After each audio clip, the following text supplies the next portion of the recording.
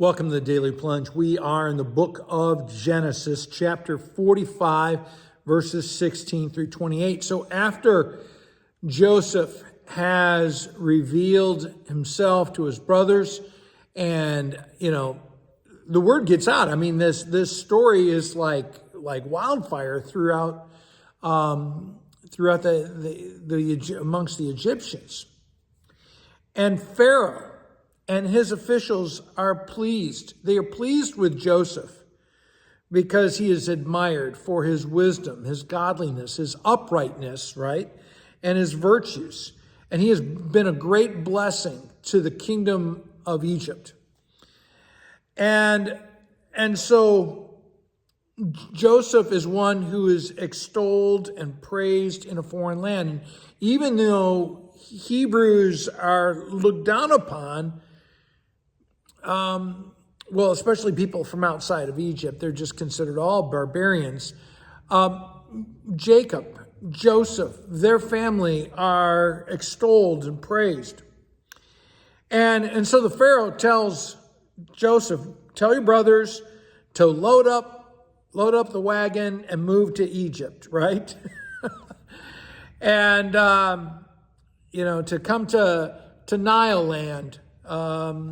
And he promises, I'll give you the best land. And part of this is that Canaan has been a land of bitter disappointment for Jacob.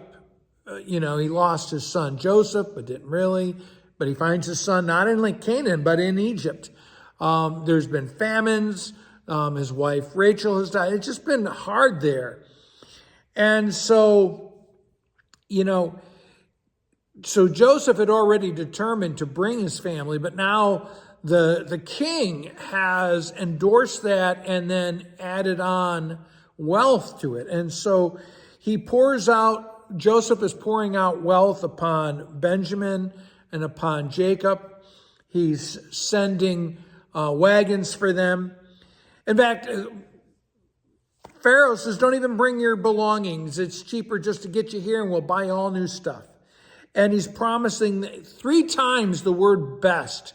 We're going to give you the best land. We're going to make the best for you here. You're going to have the fat of the land. You're going to know the riches of this land.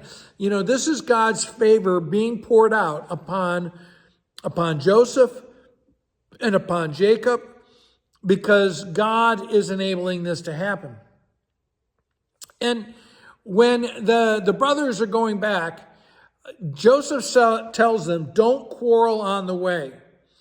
And part of this is you've been forgiven. You have received the absolution. It is wrong for you to now go back, go on your way, and quarrel with each other, once again bringing up accusations of who did what. You're forgiven. That should all be gone.